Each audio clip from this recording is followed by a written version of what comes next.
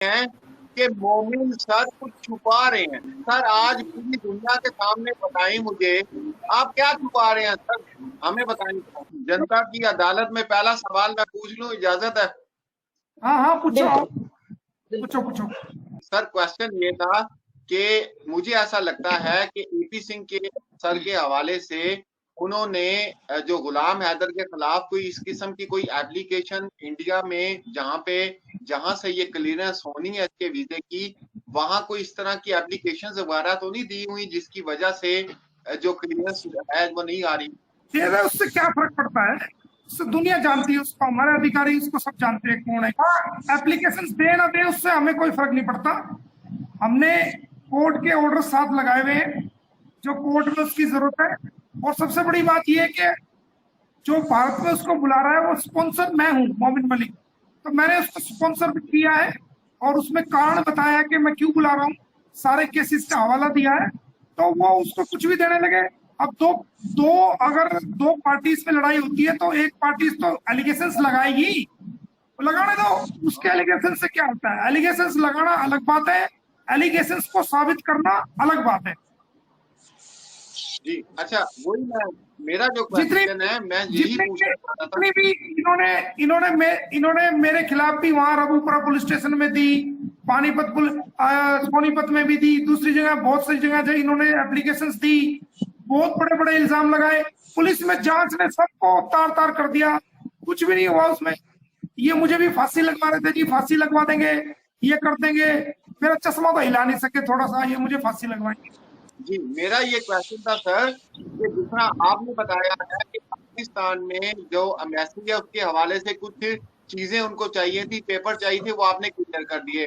अब वो एम्बेसी से वहां चला गया क्लियरेंस के लिए। मेरा सवाल ये था, क्या यहाँ पर भी इंडिया से भी आपको कोई इसके हवाले से कॉल आई है कि भाई इस काम में ये रुकावट है या कोई क्लियरेंस के हवाले से? ये मेरा मकसद था पूछने नहीं का भाई, कि कोई देखो, वीजा जब से भारत में हमले हुए हैं, मुंबई अटैक हुआ है, हमारे पंजाब में हमारी इस बेस के ऊपर जो हमारा बेस था वहां अटैक हुआ है, और सोमनाथ मंदिर पे बहुत जगह हमारे अटैक्स कितने हुए हमारे पास, ये देखो ना आप। तो जब से सरकार ने जो है वो हर चीज को बड़ी बारीकी से छानना बीनना शुरू किया, और करना भी चाहिए मैं तो कहता हूँ। तो वो सारी चीजें बिल्कुल। को तो पहले बड़ा आसानी से वीजा मिल जाता था, लेकिन अब जो है, अब सारी चीजें छानबीन करके तसल्ली करके तब होता है, उसमें टाइम लगता है। लेकिन भारत की सरकार कभी भी जायज वीजे को नहीं रोकती है। कितने पाकिस्तान के लोग यहाँ आते हैं, हॉस्पिटल के अंदर अपना इलाज करा के जाते हैं, और जो कोर्ट केसेस है वो भी आते हैं चले जाते हैं। मैंने कितने लोगों को बुलाया है, कितने लोग पता नहीं यहाँ आए हैं अपना काम करके चले गए हैं। तो वो कोई बड़ी बात नहीं है। अभी क्योंकि JNK में भी इलेक्शन था, तो हमारे जो मिनिस्ट्री ऑफ होम के जो अधिकारी थे, क्योंकि JNK भी सेंसिटिव एरिया में आता है, तो वो वहां पर बिजी थे। भारत की आंतरिक सुरक्षा को भी देखना है, और हमारे भारत के अंदर बहुत सारे फेस्टिवल हैं, बहुत सारे त्योहार हैं, तो वहां पर भी कोई हादसा ना हो जाए, कुछ ना हो जाए। तो ऐसा नहीं है, भारत की सरकार को सब कुछ देखना पड़ता है। तो वो भारतीय नागरिकों की सुरक्षा भी है। तो वो हमारे जो अधिकारी हैं वो समय समय पर बिजी होते हैं, उनके पास शेड्यूल टाइट होता है। दिन में जो चल रहा है वो सब कुछ ठीक होगा। सिर्फ एक मेल का इंतजार है, जैसे ही मेल का क्लियरेंस आता है तो इसको हाई कमीशन से फोन आएगा। गुलाम हैदर को इसका नंबर भी वहां दिया गया है, पासपोर्ट नंबर सब कुछ जा चुका है वहां पर, और उनको मेल आएगा कि आ जाओ, और जैसे ही आएंगे स्टैंप लगा के इनको दे दी जाएगी। ठीक है सर, एक और सवाल है मेरा कि जो केसेस अक्टूबर में लगे हुए हैं और अभी तो कुछ नजर नहीं आ रहा कि कितना डिले हो सकता है, एक हफ्ता भी लग सकता है या 10-15 दिन भी लग सकते हैं, और जो डेट्स लगी हुई हैं गुलाम हैदर के हवाले से केसेस के ऊपर, तो आप क्या समझते हैं कि अगर गुलाम हैदर अक्टूबर में यहाँ मौजूद ना हुआ इन डेट्स में या अदालतों में, तो ये तारीखें सर ज्यादा तवील नहीं चली जाएंगी अगर चल, आगे हो जाता? सुनो मेरी बात। हमारे दो मोटिव है, वो हमारे पॉइंट्स हैं। नंबर वन, बच्चों को हैदर को दिलवाना। वो हमने ऑर्डर कोर्ट से, वो हमने ऑर्डर करा के पहले से रखे हुए हैं, बहुत टाइम पहले। सिर्फ गुलाम हैदर का बेटा मैं कई बार कह चुका हूँ। नंबर 2 पॉइंट, सीमा हैदर को जेल कराना। तो इसको जेल कराने से पहले जो हमारे लिए इम्पोर्टेंस है वो बच्चे दिलवाना इम्पोर्टेंस है। हाँ, हो सकता है कि गुलाम हैदर के आने से पहले पहले ये जेल भी हो जाए। इसके खिलाफ हमने बहुत सारे केसेस लगा रखे, क्रिमिनल केसेस चल रहे हैं। तो ये 2 पॉइंट्स हैं। हाँ, जो लीगल जो दूसरे केसेस हैं उन केसेस वो चलते रहेंगे, उससे हमें क्या है। गुलाम हैदर आए तो एक बार, जैसे ही वो आता है उसके बच्चे उसको दिलवाएंगे, इसमें क्या दिक्कत है, उसको रवाना करेंगे। अच्छा सर, एक और चीज मैंने सुनी थी कि इसके बयान रिकॉर्ड करने की जो तारीख है वो नवंबर तक चली गई है। ऐसी कोई बात इसमें सच्चाई है? वो तो हमने, ऐसे है ना, वो कोई इतनी बड़ी बात नहीं होती है। अगर पहले भी गुलाम हैदर को हमारा होता है एक्सपेक्ट कि शायद इस टाइम तक आ जाए, इस टाइम तक आ जाए, वो तो आगे भी तारीख जाएंगी, उससे कोई दिक्कत नहीं है। लेकिन जैसे ही ये गुलाम हैदर आएगा, हम एक एप्लीकेशन लगाएंगे कि गुलाम हैदर आ चुका है भारत में, उसको वीजा मिल चुका है, एप्लीकेशन के साथ वीजा की कॉपी लगेगी, पासपोर्ट की कॉपी लगेगी। तो लिहाजा हमारे केस की जो सुनवाई है फलत डेट में लगी हुई है, उसको आज ही टेकन अप कर लिया जाए और हम आज ही रिकॉर्डिंग इसके स्टेटमेंट रिकॉर्ड कराएंगे, तो वो टेकन अप हो जाएगी। वो कोई बड़ा, वो हमारा रोज का काम है, वो कोई बड़ी बात नहीं है, लंबी लगी है छोटी लगी, वो हमारे हाथ की बात होती है। तो जैसे ही आएगा हम वो केस टेकन अप करा के इसकी स्टेटमेंट रिकॉर्ड करा देंगे, रिकॉर्ड करा के बच्चे दिला के तो भेज देंगे, जा भाई तू जा, और बाकी प्रोसीडिंग हम अपना आप करते रहेंगे। पावर अटॉर्नी हमारे पास है। सर एक क्वेश्चन जो बहुत इम्पोर्टेंट है, बहुत अच्छा, वो इसलिए करना चाहता हूँ कि आप नहीं होते लाइव में, लेकिन लोग डेली लाइव करते हैं और वो तरह तरह की बातें करते हैं और जो है ना उल्टी सीधी बातें फैलाते हैं। अब उनके वो क्या कह रहे हैं सुने। पहले 2 क्वेश्चन बहुत जरूरी है सर।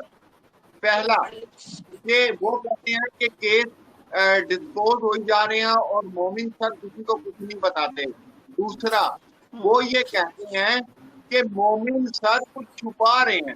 सर आज पूरी दुनिया के सामने बताएं मुझे, आप क्या छुपा रहे हैं सर, हमें बताएं क्या छुपा रहे हैं सर। अच्छा, अगर यूट्यूब सुनो, अगर यूट्यूब पे बताऊं तो कहते हैं जी यूट्यूब पे अदालत लगा रखी है, यूट्यूब पे ना बताऊं तो कहते हैं कि जी छुपा रखे हैं। यार कहीं तो बीच, कहीं तो रुक जाओ। अगर या तो एक बात पे तो रहो, अगर बताता हूँ तो कहते हैं जी यूट्यूब, हाँ अगर बताता हूँ तो कहते हैं जी यूट्यूब पे, हाँ अगर बताता हूँ तो कहते हैं जी यूट्यूब पे जो ना अदालत लग रही है, वही फैसले हो रहे हैं, वही अदालत लग रही है। चलो ठीक है भाई, नहीं बता रहे। अब अगर नहीं बता रहे तो पेट में दर्द उठ रहा है तो कह रहे हैं जी वो छुपा रहे हैं। तो भाई तुम्हें आम खाने हैं, तुम्हें पेड़ गिनने हैं, ये बताओ। अरे जब हम कह चुके बार बार, हम हाँ हर लाइफ में कह चुके कि बच्चों की हमारी लड़ाई सबसे पहली बच्चों की थी। हमने बच्चों के ऑर्डर करा चुके और उसके बाद गुलाम हैदर की वेट है। जैसे ही गुलाम हैदर आएगा बच्चों से मुलाकात होगी, बच्चे उसके पास रहेंगे भी, जितने दिन का वीजा होगा उसके पास भी रहेंगे। वो खिलाएगा भी अपने बच्चों को, गोद में उठाएगा भी, दुनिया को दिखाएगा भी और दुनिया देखेगी भी और ताली भी बजाएगी। और इसको जेल भी कराऊंगा, ये मेरे जीवन का लक्ष्य है। मैं आपको बता रहा हूँ, मेरी वकालत का ये लक्ष्य है। मैं फिर कह रहा हूं आपको कि गुलाम हैदर अगर कहीं सुन रहा है तो सुन ले कान खोल के भाई, परेशान मत हो, परेशान होने की जरूरत नहीं है। तेरे बच्चे तेरे को जरूर दिलाऊंगा, तू आएगा भी भारत में, बच्चे भी खिलाएगा और सीमा हैदर को, तेरा बदला सीमा हैदर से जरूर लूंगा, उसको जेल जरूर कराऊंगा जो तेरे साथ गलत काम किया है।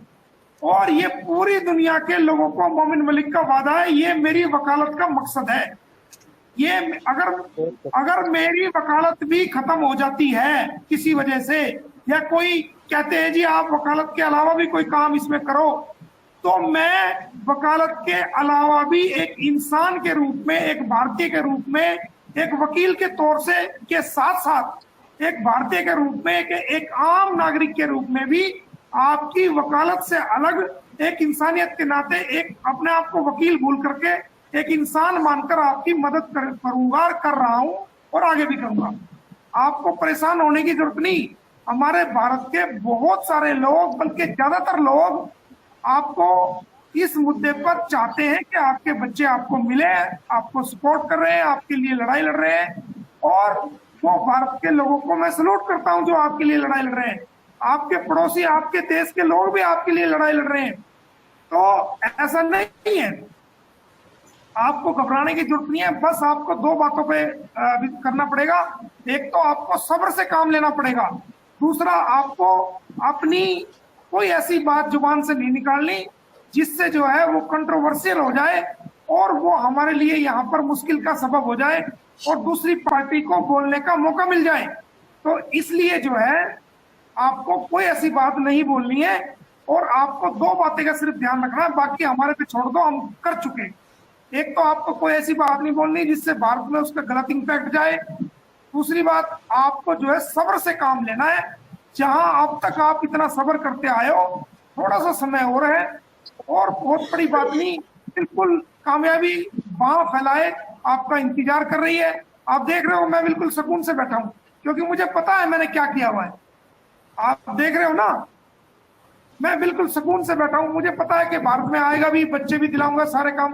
तो जो आदमी काम करता है, पहले आप देख रहे थे मैं रात को 11-11 बजे 2-2 बजे वहां जा रहा हूं, तो वहां तो मैं अपना होमवर्क कंप्लीट कर चुका हूं।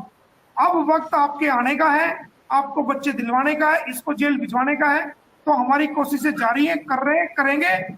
और ये आपका मेरा पूरी दुनिया को वादा है, आपको नहीं, पूरी दुनिया को वादा है कि आपके ये दोनों काम 101% होंगे ही होंगे। हरियाणा सरकार